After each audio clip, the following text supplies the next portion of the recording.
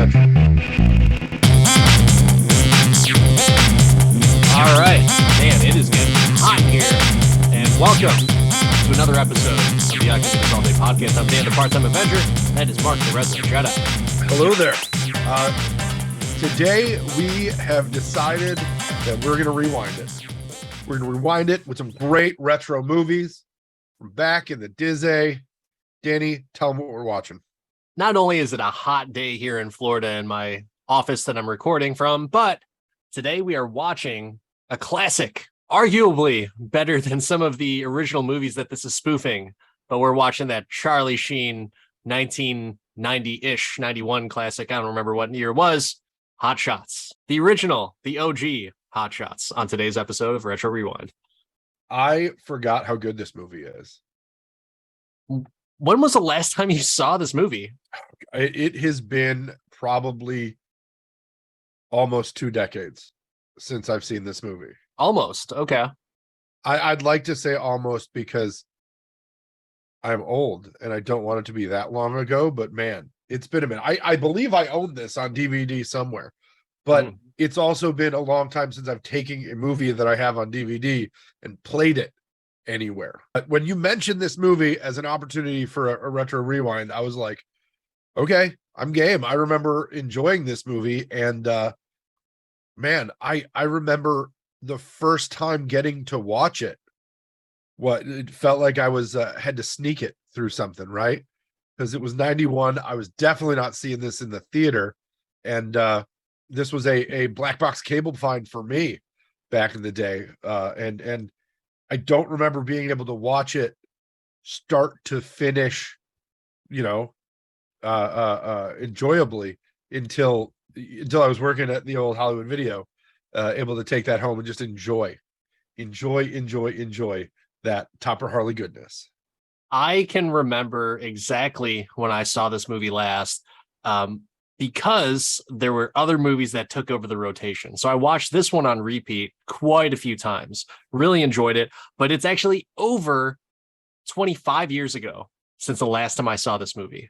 Oh, so 25 years is a long ass time. And keep in mind, when I watch movies, I watched the shit out of them when I was younger. Like there was no such thing as like, oh yeah, I saw that once. It was, I at least saw it 3 times because I didn't have cable. I didn't have that many toys, cue the sad music, but it was just one of those movies where I had such a good time. And that was my type of comedy, was the slapstick, off the wall, ridiculous type of humor. And I just enjoyed it. So I think the exact year was probably 1996. And this was in junior high. So long time since I've revisited this movie. This was pretty new in 96. Yeah. So, but rentals were thriving back in the day. So I remember this one was a Hollywood Video, or I'm sorry, not a Hollywood Video, an Orland Video. If you remember from those in the Southwest Chicago suburbs, Orland Video, Hot Shots was a rental, and then I illegally made a duplicate copy of it and watched the shit out of it. How dare you copy that on beta? No, it was VHS.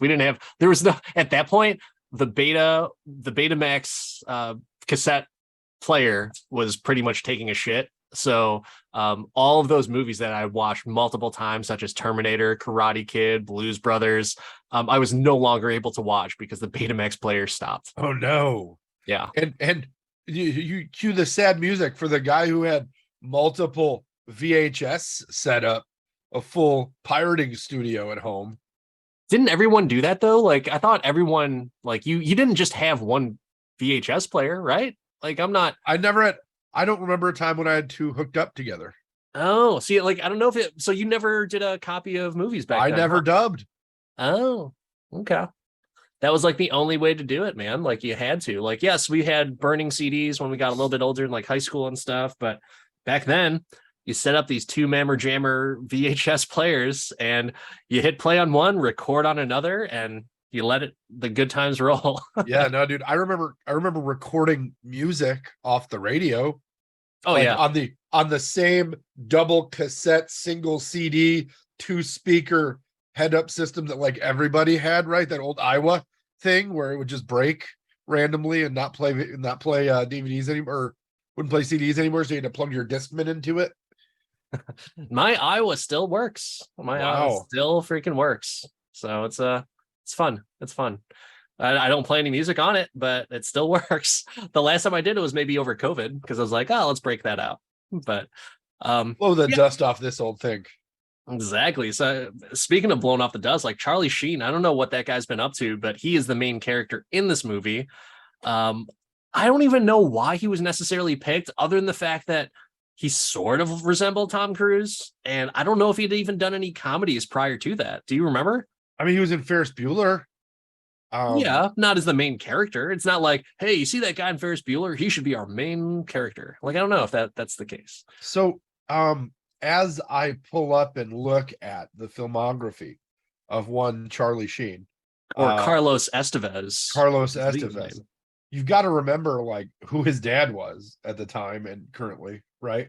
But this movie came out so he had already done Wall Street and Major League and Eight Men Out, Oh, he did Navy Major League. I forgot SEALs, about that. Yeah. Okay. The Rookie. Yeah, this came out after Navy SEALs and The Rookie. So Ugh, he was kind of a big deal. Navy SEALs, such a guilty pleasure. Ah, such a just maybe you should watch Navy SEALs. Oh, but yeah, Navy he'd SEALs. already broken into the comedy chops with Major League. I think that this was his first movie with the amazing Jim Abrams. Of so much other comedies and slapstick type movies. Like, god damn, the Abrams, was it Abrams brothers, or were they like two different brothers that did it, or was it just Jim Abrams? He wrote so many amazing movies and directed something that we've already reviewed in Top Secret, Airplane, the Police Squad series. He did an episode there, Ruthless People, both Hotshots, Mafia, that came out in 1998, which was kind of like this. But he wrote, so many more. He wrote the Naked Gun movies. He's the captain of this ridiculous slapstick, just out of nowhere comedy. And yeah, I'm about it. With the cast list, as you're watching this movie again, are you surprised at all the different names that are popping in here, and the different, just the different characters that everyone's playing?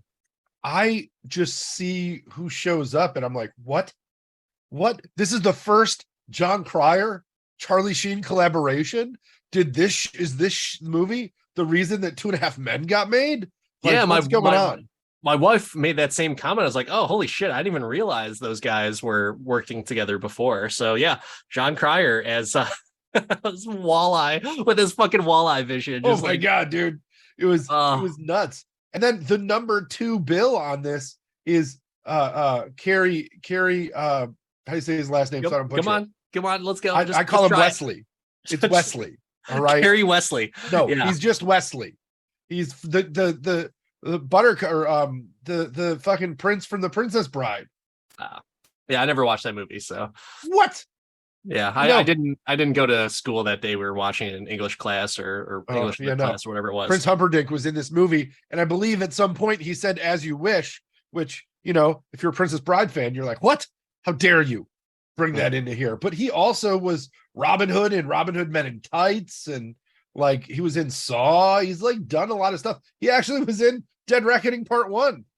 Yeah. Yeah. I mean, Gary Elway, that fucker, the Val Kilmer ripoff of this movie, which was pretty sweet. So I mean, I think he qualifies as a Val Kilmer ripoff. yeah.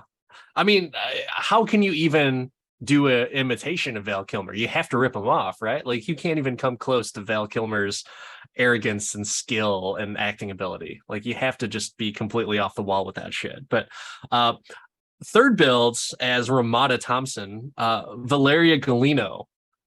I loved her because of these movies, the Hot Shots movies. I remembered her also from Rain Man. And it seemed like she was like one of the go-to girls of the 80s and early 90s. But I don't know whatever happened to her. No idea. No clue. Still working. Really? Yeah. No shit. She was on the morning show, the Apple TV series. Yeah. She's been on a lot of like not popular things. Like her she's got 107 acting credits that range from the 83 till like I said, just last year. Yeah. Well, I liked her. So good deal. I think she was one of my first Hollywood crushes because that was right around the age that, like, yep, girls taking priority. And Miss Galino was an attractive woman. So I was, and that we'll get to it. There's a certain scene that rips off 9.5 weeks that is just ridiculous. But let's keep going down this cast list. So you got Kevin Dunn from what was the movie that you referenced him from? Transformers. He had a yippy dog in this movie. He had a yippy dog in Transformers. The dogs, everyone sitting on the dogs throughout this movie was just so funny to me. God damn it. I thought this is the most you see Kevin Dunn work in a movie, really. Like he's almost such like, okay, Kevin, just go stand in the side. Just go over to the refreshment cart. But I think you're skipping somebody. Though I appreciate Kevin Dunn, I think Lloyd Bridges is so underappreciated. The father of the dude coming to this movie, and hot take. I think Lloyd Bridges in this movie is funnier than Leslie Nielsen in Naked Gun. Oh, get the fuck out of here. He's hilarious in this movie, but Leslie Nielsen, you cannot dethrone. I would put one head to head, man. Head to head, and Lloyd Bridges was winning head to head in this movie because he got the metal plate from Nam or whatever. He's got the I remember the commercial with the move with the towel, and then he had some earplugs and he eats them. Oh yeah. Lloyd Bridges in this movie is underappreciated. Tug Benson. That's like just the names in this. I don't know if that's a play off of anyone like the other admirals or whatever, but so many like little quips of like the dialogue back and forth. And so when he gets off the chopper and is like Admiral Benson, and he's like, that's my name too. So dumb, but we're enjoying it. Like I was watching this as a dinner movie with my family, and the entire family, with the exception of my youngest, who doesn't give a shit about whatever we watch, we all just erupted in laughter after he said that. It's just so funny, and it's like that innocent, victimless comedy. Right? You're not making fun of everyone. You're not, trying to do something at someone else's physical expense. It's just insanity, just like crazy, ridiculous stuff that is said, but it's so funny. And I appreciate that type of humor because I like to do that type of humor. But of course, I find it even more captivating and more gratifying when people don't understand it. And like I could just kind of see their head like twist to the side, like almost like a little dog, like, huh, what? I love that because like, yep, I that's what I said. And damn well that they're thinking like, did he just say, whatever it was that he said? And it's like, I like that type of humor. It's good stuff. Yeah, this movie is full of that. And we don't get enough of that anymore. Like you could make this movie now, but it would not be as well received and entertaining. Like there's certain things that just worked in the 80s. Why do you think that is? Like, there's not that many movies. Like, obviously, you had the string of movies like Scary Movie, Disaster Movie. I think those were like the last ones, right? There aren't that many of this type of comedy that exists now. Comedies really don't get made. There has to be some other element, whether it's action or some type of like semi-drama. So I think it has to do with the economy of Hollywood.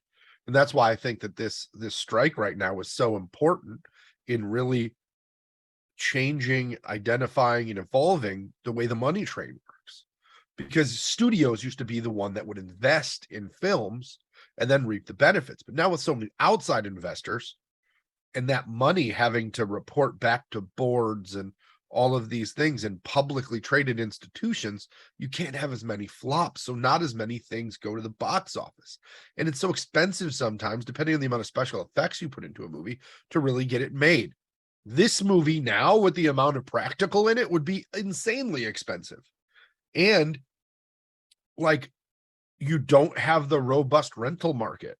This movie made its money and they would make movies knowing that it might make its money back at the theater, and then we're going to make that money on rental. That's where we're going to make our money, right? Is selling these and like disclosure on how the rental system worked.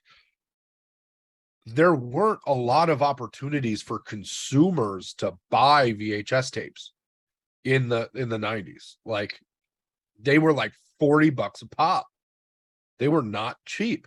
And rental stores would pay hundreds of dollars per tape because that also included the right to, distribute and rent the movie. So studios would just hawk those things like crazy and make a ton of money on them. And then by the time they make it a $5 bin at Walmart, they're still making $2-3 a disc. Yeah. Right. I mean, that model, now that streaming is the place it goes, is dead. And it's like Redbox isn't. When's the last time you got a Redbox? Actually, Right? I do Redbox, not frequently, but I have done it in the past like 8 months. Every time I walk by a Redbox, I see old as shit movies. Yeah. Nothing I want to see. And I'm just like, wow, looks like this is fucking dead. What I'll do for Redbox is if it's a movie that is on a streaming service that I don't currently subscribe to, is I'll get it at Redbox. Okay. Because they do it like fairly cheap. Like you get a movie for like $1.50, and then after like a rental, you get like a free night, and they'll send you some coupons and shit. So it's like, okay, well, I guess I'll continue going to Redbox if those movies are not on some of the other streaming services. Yeah, I mean that's such a minimized revenue stream though, because it's just there can't be nearly as much money. I mean, you remember how many video stores there used to be? Yeah. Oh, packed on Friday nights. Packed. Oh, dude, I used to work it. It was awesome. Best job I ever had. Bring back video stores. I'll go work. Working corporate America is not fun for you? It's not your favorite? I mean, you can't watch. Oh, you can if you're smart. But I mean, it's I don't know. It was by far the funnest job ever. Yeah, I always wanted to work in one. Those fuckers never called me back. Oh, dude, Hollywood Video, man. I just walked in. I worked at 2 different Hollywood Videos. Although I never in Hollywood Video, I never wanted to wear the penguin outfits because you guys had to wear like the cummerbunds and all that shit, right? At first, and then they gave us like denim shirts or button-down shirts. Oh, did they really? Yeah, wow, that's a real. Was what? That's a significant drop in attire right there. Like, all right, you guys are gonna come in. You guys are gonna wear bow ties and cummerbunds and ruffled shirts, and after that, we're just gonna go straight to denim. Like that's what was denim shirts and like black pants. My Hollywood Video story is there was a formal wear store right next door where they're like, just go buy this shirt, and they were super cheap because they were like tuxedo rental shirts, so they weren't of quality, and they had the vest and stuff there, so you just showed up in your frilly shirt and your pants, and you just fucking worked, dude. And they were frilly shirts, that's for sure. Oh man. Hey, you know what? It was frilly shirts and free fucking rentals, buddy. I can't even tell you how much fun I had just hooking people up. I remember on the slow nights, I just go through like my friends' parents' accounts and just add free rentals. So something that I think that Hollywood Video was a little bit different from others, and I think that's why there was a little bit of competition from what I remember, is they didn't have like an adult video section, right? Oh, no porn. Yeah, so Hollywood and Blockbuster, no porn. Other video stores had the adult section, and this isn't even to even sound pervy or anything like that. That was a big thing for rentals was adult videos. I know they're in I can't remember what it was called, but the video rental place up in Northern Illinois, I'm assuming it's not there anymore, but that was a big thing. Like it was a pretty big section. That NIU rental facility is where my buddy Tom, who I've given a shout out to on a couple episodes, he would go rent habitually on whatever Tuesday nights, whatever, like it was like the buy one, get one free rentals or something like that, always go to the adult video section. So strange thing that Hollywood Video did so well than some of the other competitors, but the competitors had the adult video sections. Dude, those T1 lines at Northern weren't getting it done for him, huh? I guess, yeah. We gave him so much shit because like, dude, why are you going there every night? You don't get embarrassed? He's like, no, you just rent them. And I was like, but okay, I'll watch it again. I mean, like you go there so many times.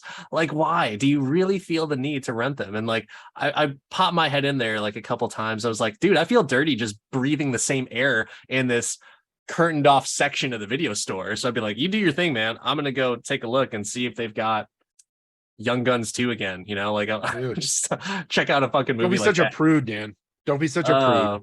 Far from it, but it's questionable when you go up there with your buddy to rent a bunch of movies and half of them is a stack of adult videos of just a bunch of porn. Oh my God. So weird, man. I want to know how we got from Kevin Dunn to porn. That's amazing. Obviously, because he's a goddamn sex symbol. But speaking of sex symbols, you got some other ones in there. So William O'Leary is Dead Meat. Dead Meat was a great character. I really liked him, just like the Bible thumping guy for no reason that he's in there. You know, just like a feel good story and the character to get killed off. But Christy Swanson was a. We got to rewind on William O'Leary because he played the exact same character in Bull Durham, except he played baseball. Oh shit! And I was like, "Holy shit! It's the guy from Bull Durham." I forgot about him. The skanky chick. Yeah, Millie, right? Millie was Millie. Yeah, no, he marries Millie. It's Millie's. It's Mr. Millie. And I love that movie. That movie was so good. That's another one I haven't seen in a long time. It might be. I love that movie. 23 years. Amazing movie. But also, Dead Meat's wife is George's fiance. Yes. So turnabout in Seinfeld, where she's the one that dies. Yeah, it's pretty awesome. There's so many names. And then also, I don't know if you caught him, but Ryan Stiles is Mailman. So from this was his big break, dude. And you never saw his face. You only heard his voice. You can see his face, like you recognized him. Like, hey, that's the guy from Whose Line. You know, you recognized him because of his voice. Yeah, and then he comes back in the second one, which is great. So I love the fact that he plays. I totally forgot he was in this movie. But Christy Swanson, another surprise where I love the intro to the Christy Swanson in this movie. Such an 80s, just like 80s random gratuitous boobs. Yeah. They're just like topless Christy Swanson. She's got a bra on, but it's just like Christy Swanson. This was pre-Buffy, obviously. But yeah, no, Christy Swanson's in it, and that was I loved the Ryan Stiles at the beginning. How did you feel about the Christy Swanson character that they just abused during the movie? Like just randomly only used her for punchlines. I mean, I think that was it, right? Like that was the joke of the fact that you have this like very attractive, smoking hot woman in the military. And I don't know if G.I. Jane had come out at the time. The obvious reality, I'm not saying it's right, but the reality of women being in the military was like, yeah, they're the joke there. And so I think it's poking fun of the fact that it's reality, but it's still kind of funny because it's ridiculous. I mean, they stole the character base from the Police Academy movies. Yeah. Right. Yeah. But G.I. Jane, for the record, 97. That's what I thought. Yeah, it was much 6 years until we showed the plight of Demi Moore, becoming a Marine. Yeah. But I have no problem with it. I don't think it was mean-spirited. I think it's in the fact of slapstick. You know, there's humor that's done, and you know, you might as well throw the 80s callback of their not even nudity, but the gratuitous bra shot of the attractive woman in the movie. So why not? Just let it happen. I mean, that's another 80s movie thing that has died. You don't get gratuitous or random boobs. It's not even gratuitous. It's just like, oh, boobs. Yeah. Okay. Yeah. You know what we do get now is male frontal nudity. We get dicks. Yeah. There's so much. The ratio of Johnson compared to boobs is just staggering. You know, no. But I will say, not the way I wanted to meet Jason Segel the first time I watched Forgetting Sarah Marshall, but hilarious though. I've been able to look past it. I still laugh about that to this day. Like my wife and I watched that show fairly recently, and she had forgotten about that movie. She's like, "What?" So this is what you get. I remember seeing an interview about the Apple TV show Shrinking, where Harrison Ford apparently the first time he met Jason Segel had just like probably watched like something he was in or something like that before they took a meeting. He just made a penis reference to Jason Segel. It's like, nice penis. What? Yes. That's awesome. How would you react to that? To just somebody that you've watched and revered for your entire life, just like not calling out the critically acclaimed work or just like, Oh, I saw your penis. I would probably be nervous and say something goofy and just be like, yeah, I'd love to see yours sometime. Just like something like something like off the wall like that. It's like, what else am I supposed to say? I don't know. Like, I thought it was just polite. He complimented me on mine. I like, yeah, I should check yours out sometime. It's I don't know. There's so many times where I am super clever and funny about some of the things I say, but then there's other times where I'm just like so nervous and awkward. So to go along with that story, just recently, I was going to pick up food from Panda Express, and I ordered on the app, and I go in and like, I don't like going into places. I kind of have like this, not social anxiety, but there's like a shyness and awkwardness to me in public where it's like, yeah, I can do this on the podcast. I can be super social at work and everything. But outside of that, in my own personal life, I'm pretty quiet and reserved. And so when I go out in public, there's something happens to my switch of being, quick on the draw with humor. And so the person working at Panda Express, I was like, oh yeah, I'm here for a pickup on the app order. And she's like, oh, it's all boxed up right there for you. And I said something to the effect like, you're all boxed up. And then for no reason. And then I just like grabbed the food and I walked out, and I'm just like pulling a Chris Farley as I'm walking out the door. I was like, stupid. And my wife sees me. It's like, what's wrong with you? And why are you hitting on the Panda Express person trying to get their boxed up? That's not even like hitting on it, but it's just like, that's the type of shit that I say to my wife all the time. Like, she'll say something to me, and I think that's also a male retort, right? Like, everything that you say, like, you can say anything to me right now. It's hey, not a male retort. It's a 3-year-old's retort. No, you're all boxed up. I know you are, but what am I? Well, I didn't say I know you are, but what am I? But it's just, you repeat. That would have been better. That would have been better. Nah, I don't think so. That's definitely 3-year-olds. But anyways, so I leave, and my wife is like, what? It's just awkward. So yeah, there's my self-embarrassing story right there. But yeah, back to not talking about Jason Segel's penis. Let's talk about your expectations for this movie when you called it. So this was a Danny pick to rewatch, and I'm not upset about it by any means. But when you picked this movie and you knew it'd been 25 years, what'd you jump into this expecting?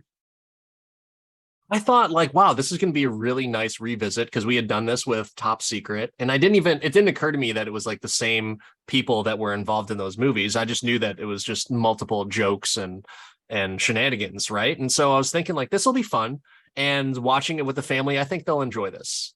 So I got to ask you, because you watched this with your kids, who they're not like old per se.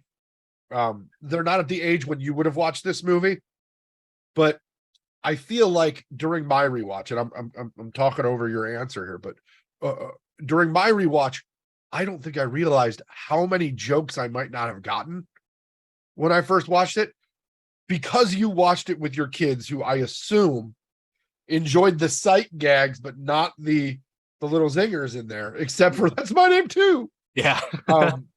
Did you notice the difference in what you got and how much more comedy there was for you now versus them? Yes. There's a couple of times my wife looked at each other. We're just like, oh, and that happens quite a bit. Like some of those movies that we used to watch when we were younger, and it was like, oh, this will be fine for the kids, and we'll watch it. And then there's like some random thing that's just like only adults will get, but kids could get it if they kind of, did some deductive reasoning or critical thinking. But yeah, I enjoyed it more. I was surprised by some of those adult references, such as when he goes back to Ramada's place, and he's talking about the nosy landlady. Like, well, what about your nosy landlady? And she's like, oh, you can do her too. We both look at each other, my wife and I, was like, oh, okay. I didn't catch that. I thought it was just something else, like I don't even think they were going back to have sex. And I probably was just a couple years older than my oldest, who watched it, who's 9. So I must have been like, 11 when I first saw this movie. So there's a lot of things I didn't get. Dude, I feel that way about Back to the Future. Yeah. I remember back in the day when I worked at a retail store that had a TV I could put on. It wasn't the Hollywood Video. And I brought in a couple, a couple movies to just throw on, right? Because I liked hearing movies. I enjoy the background as I'm working with people. And like the shit and the goddamn and in that movie where people are doing, oh, it's terrible. I'm like, it's PG. What Yeah. the fuck? Yeah, right. It's crazy what the how the rankings or rating systems differed from back then. Because Yeah. there's, I want to say, like PG for, I don't know if, I don't think Ben-Hur was PG, but there's some PG movies that are just like, huh, that was PG. This Like, movie's PG-13. yeah, yeah, And there's the Christy Swanson boob shot. There's the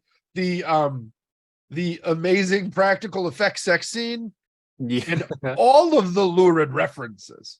Oh my God. So speaking of, just because we're on that topic right there. So the 9.5 weeks ripoff scene, so funny. And I my son was laughing throughout the entire thing. I was just like, my wife was like, "Oh, you might not want to watch some of this." I'm like, "It's fine. It's okay." Like it's more comedic than anything else. There's like nothing really ridiculous about it, other than Valeria Golino kind of moaning a little bit and yeah, having that. Like, other than that, it was fine. as she's Like, browning the bacon.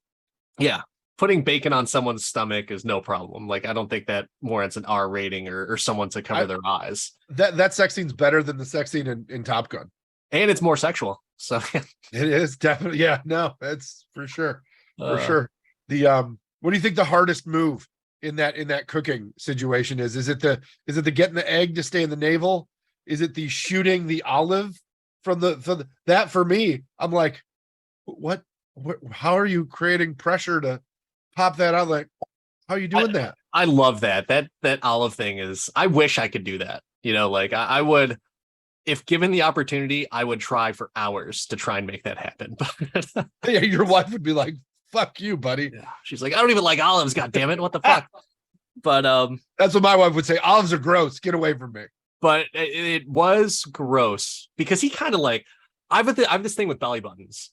I do not like, teasing around the belly button, anything inserted into the belly button. It's just gross to me.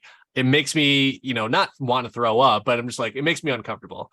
It's a no touch area in my opinion. It's a no. It's a no spot. Yeah. You'll end up getting slapped or punched if you try and touch my belly. Don't. We can't go to a like public pool with my son unless you wear a shirt, because that's his new thing. Is he just? Oh God! Right. Ugh. Yeah. It's so gross. He just pokes him. He's a belly button poker. I feel like alone.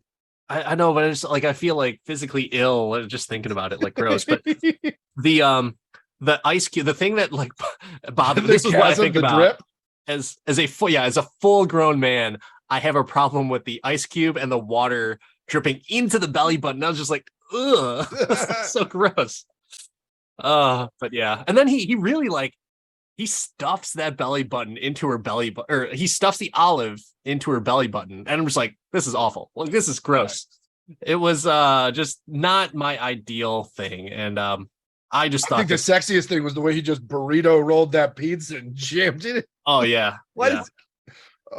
The least sensual but funny as hellest. Yeah. For sure.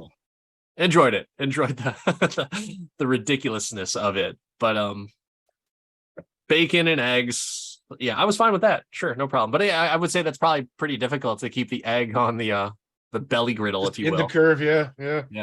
No, I think that, and I don't know if I let you keep answering or not, but I think we got to a good end there. But I think good. Yeah. I did not realize how back to back this movie was. Like, just bang, bang, bang, bang, bang, bang, all of the jokes. And I don't think I realized just how good the spoof of the beginning of Top Gun was. Like, especially after they did it again in Top Gun Maverick, I think it hit even harder this time. It's just like, look, we're doing the thing. Yeah. I feel like this movie needs to get a new life after the extreme success of Top Gun Maverick, because it even has some of the undertones from, oh, my dad, you've been murder. Yeah. It just is so good. Is so, and there's a bunch of random call signs. I think they did Top Gun's story better than Top Gun, honestly. Yeah. See, I'm not saying the acting was better. I'm saying the story itself was better. There was a story, though. There was a story and a struggle. Yeah. Oh man. They made lovers triangle out of it instead of just only Maverick can pick up the instructor. Yeah. But what was some of your other surprise? We talked about a lot of the actors in the cast. One of my favorite cameos in this movie is once they get into the fight at the bar, and Charles Barkley and Bill Lambier Just are, randomly. Yeah, yeah, totally. As themselves. They just show up. fantastic in their jerseys and everything. It's just so Yeah. fantastic for that to, like, anyone who watched 90s basketball, you know who Charles Barkley and Bill Lambier are, and they're the two toughest SOBs of that era, and just a nice little gag to put into this movie. No, I think my favorite, there was a drop in this movie where I'm like, oh, this is the most subtle use of cannibalism ever. And like, this may be my favorite movie that involves cannibalism. When they're going through your father was reckless. He killed my father. Oh, we ate your father. Look, he was mounted on the wall. Oh, I'm your cousin. And it's just the whole, the triangle thing. But I was just like, that is the subtlest cannibalism joke that everybody was just like, they're just okay with. It's cannibalism. Yeah. We ate your dad for Thanksgiving. He was tasty. I didn't have seconds though. We used to vacation at Eagle River. Eagle River. Oh my God. I love those gags. Those types of gags where it's building and building and building. And you think like, okay, that's enough. That's funny. Like, no, they just keep going, and it doesn't become too much, honestly, in my opinion. There's plenty of movies now where it becomes too much. Like the disaster movie was just too much for me. Like some of the jokes and gags were just like, all right, you guys can stop. I get it. It's funny. Now it's not funny. But this one still continued to do that. I liked where they knew that perfect balance of adding layers on top of the same gag was still funny. Well, and they threw in like out of left field jokes that just played like what do you do with an elephant with 3 balls? Yeah, you walk him and pitch to the rhino. What? That has nothing to do with any of this, but okay. You are serious. I wrote it down. It was funny. Yeah. So one of John Cryer has Washout, who suffers from walleye vision. Like, just where do you come up with this sickness and ailment? But they had the fisheye lens that they could use, and they're just like, let's play with this. Yeah, I loved when he gets kicked out of the unit, and he's like, it's my eyes. I've got walleye vision. It's like everyone's just like, oh man. But they could fix it. Yeah. But they'd have to go in through my ass. And I'm just not about another man doing that. In order to prevent the damage of the eye sockets, they have to go through the rectum. Like, what the fuck? No butt surgery. No butt surgery. And then finally, like, they're really playing it up hard for dead meat. It's like, oh, I've got your life insurance policy here. Like, that's all right. I'll sign it when I get back. No problem. But then they fix his wife at the end because he's like, I've been saving this. It's only $2,500. Oh, that and this lucky $3 million lotto ticket. I'll just be able to blow this money. Oh my God, so fucking funny. And for the dead meat though thing where they go to the hospital, the doctor, when he has that throwaway line, and it's like, Nurk, he asks the nurse, check his penis. Is it longer than mine? It's like, why is this in the movie? And give me the morphine. Yeah. So goddamn funny and so awesome. But yeah, I as funny as all these gags are, some of the best gags in the movie are just by Tug Benson, Lloyd Bridges' character. How many times did you laugh out loud with him and his delivery of his lines? He's just so good. I like I said, I feel like he is on par with Leslie Nielsen for this director, and he just like there's a place of comfort that Lloyd Bridges had here where he just went for it, didn't care what the hell ever, and just did it. And I'm in my head trying to think, what other Lloyd Bridges movies do I know? Because I know Part 2. What? Hotshots Part 2. That's it. No, man. Lloyd Bridges, 216 acting credits. Yeah. Before. Do you remember him in anything else besides Hotshots? Seinfeld. Yeah. Mandelbaum. Oh man, he's funny. He is funny. So it's almost like that casting of, I can't remember the actor, whoever the person was who was telling Tim Roth and Reservoir Dogs to come up with the commode story. Like, that was supposed to be Samuel L. Jackson, but Quentin Tarantino thought, like, no, this guy does the reading way better, so let's go with him. It's almost like, yeah, I could see Leslie Nielsen doing this role, but Lloyd Bridges did it better, and I'm perfectly fine with him being in that role. Yeah, he did so much television back in the day, right? And that's how his two sons got into acting.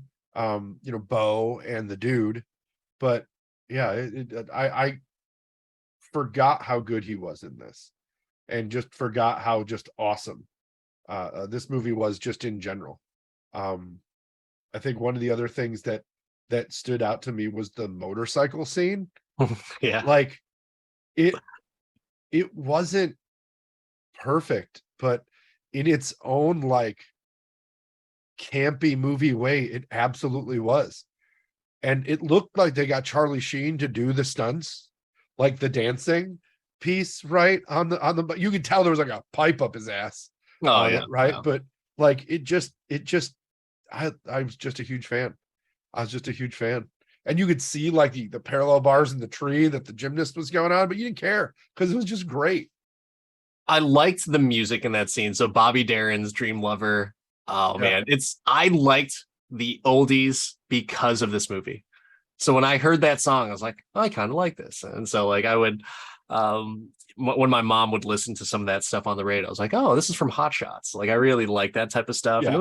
it was good, man. It was like feel Were you good an Only music. You fan because of this song too? Or because of this movie too? I'm a fan of the parodies that they made in it because of Only You, but yeah, not.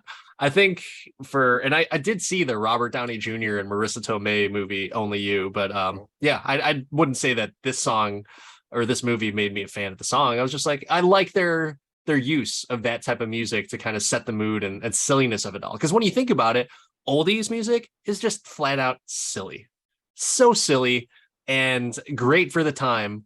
But when you listen to it and think about the lyrics and just read it at face value, what some of those lyrics are, just kind of just flat out dumb, right? Like, do you need a dream lover? That's what you need right now. You don't need anything else. It's the hopeless romanticism and catchy music that makes it, right? And so I thought that was kind of a nice use of that type of music and the not so serious nature of this movie. Just a nice blend. Yeah, I it reminded me of the Val Kilmer singing in the at least when they had Charlie Sheen get up and just fake singing. Um I was like, oh yeah, they did that in Top Secret. This is great. I'm really wondering if that is kind of what their MO was for using some of those oldies hits, because it's not like they used any like popular songs of the time. They always went back to oldies. Now, maybe it's just because Abrams really likes that type of music, but I'm wondering if there's some deeper meaning to it. It's like, yeah, oldies movies or oldies music is just kind of stupid. It's And classic music, yeah, buddy. It's classic. And it's I would be remiss if I didn't tell you to stop bashing the classics. it's not no, it's not bashing. It's stating the obvious that those lyrics and songwriting methods are silly, flat out silly. It's still great. I enjoy it, but it's silly music for a silly movie. I agree that it was a silly movie. But no, I thought that would resonate with you just because of the Top Secret piece, and that was Oh yeah. one of your favorite parts of that movie. But that was actually Val Kilmer singing this. I don't believe Charlie Sheen's got that range.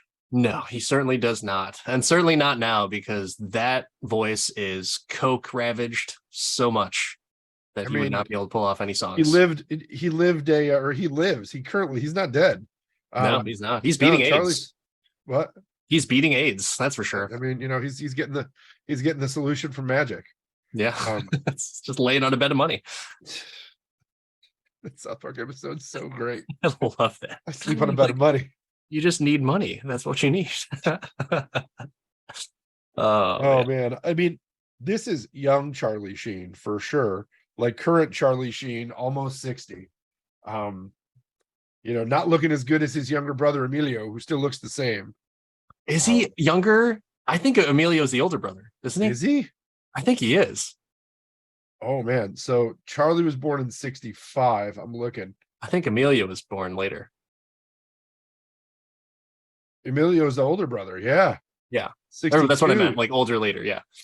Oh That's my what I thought. gosh. Yeah, Yeah. Emilio always looked younger. I don't know. There's talk of of them trying to get Emilio to go to a West Wing reboot and play young Jed Bartlett, who was Oh, played really? by his dad. I heard some rumor that they were doing like a Young Guns thing with Emilio. I don't know. Maybe that's just a flat I mean, out. he did the Mighty Ducks thing for a minute. Did he go back for the series? Yeah, he was in the first season, and Oh, then okay. he was done. Gotcha. Then he was done. Yes, Okay. as an OG Disney movie fan, I definitely watched that, and it was definitely, worth watching. I mean, are they going to get Christian Slater and Lou Diamond Phillips and Kiefer Sutherland together for that? I don't know what the concept was with that. If it's like a spin-off or not spin-off, but like a disregarding certain things, like maybe they don't account Young Guns 2 into it. Maybe they just account something else. Like I want to say I remember reading something about it like Young Guns Forever or some shit. Like that's what they were going to call it. Or maybe I'm making it up, but I don't know. But back to this movie, so many things that let's just go off of some of the other stuff that you took note on or you thought that was funny. So some of the notes that I had, the name of the battleships, the SSSS, was just a nice little chuckle to me. It's almost like a dad joke that was the case for my humor. But when Washout is hey, yeah, I'm your eyes on the ground, like Carrie Elway is just like I don't think that's such a great idea. But what he's calling out some of the alphabet, or the call signs, Alpha, Velveeta, Knuckle, Underwear, you're ready for takeoff. Like, I love that stuff. I love the random words and just the ridiculousness of it all. What about you? What else do you got? I enjoyed the flight scene fights at the end where it was just all so random. Like, All the oh, in the bogeys clouds. names. And I'm the only person that knew there was a mountain there. Nobody else has radar in their super jets. Uh, No, it was such a romp and such a fun movie. I almost feel like we could have done a watch along on this just for the reaction points. And maybe when we fire that tool back up, we'll have to hit part two. yeah, yeah. For that fight scene though, like just the bogeys, all their call signs and their names on their helmets. Yeah, So all funny. the stereotypical Middle Eastern names are there. Oh I'm just like, man. wow, I don't know we could do that right now. Yeah. But I don't know. Is it so bad to laugh at just the ridiculousness of it? Like I'm wondering, was it really meant to be like from a racial context or just for the fact that it's sheer, familiarity of as to what that is? I don't know. Am I the problem? I mean, you might be. I don't know that it's bad to laugh at it now, but I think that there's stigma in the production of something like that now Yeah. because of the amount of diversity in the industry. Like, this isn't, there's a few people of color in this movie. I don't remember any of them having really lines or anything True. like that, right? Very true. So I think that as we've evolved to be more inclusive, that's where that stigma comes from, because there definitely is a marginalized sect that's insulted by that, right? Like, I mean, it can't be, it just can't be. It's like it's hard to laugh at the racist uncle now that you have perspective about the people that he's talking about. Yeah. It's like, yeah, gonna see him at the family reunion. He's got a good heart, but yeah. Yeah. And then the justification, like, oh, he's not racist. Like, well, kind of. I don't know. Like, but For the anyways. record, the family that listen to this podcast that are my family, I'm not talking about any specific uncles. I'm using that as a generality. Of course. But Of they course. all know somebody, I'm sure, that fits into that category. People are real, and this movie was real, but was it real funny or real bad? Mark, I got a question for you. Hotshots starring Charlie Sheen. Can you do this movie all day? I absolutely can do this movie all day. Watching it again reminded me why I had to buy it on DVD in the first place. Not that I've watched it, but it's fucking great. This is up there with Major League and just all of the raucous 80s comedy movies that I enjoyed, and still do enjoy, but just don't get to watch enough of anymore. So good call. Good pick, Dan. But since you picked this, You better have a good answer to if you can do this all day. Nostalgia is definitely there. It's been over, actually, it's over 25 years. So it might even be close to, I don't know. I guess it would probably be close to like, maybe close to 30, but because I remember watching it nonstop and repeat like around 10 or 11 years old. But it Just tells is so much about you that the listeners learned that you binged Hotshots and Terminator.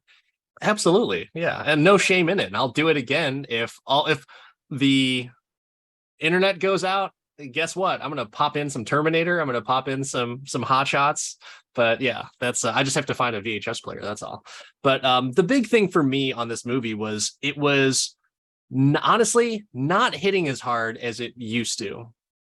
But it became I became more appreciative of the writing and the other gags that I didn't get as a kid.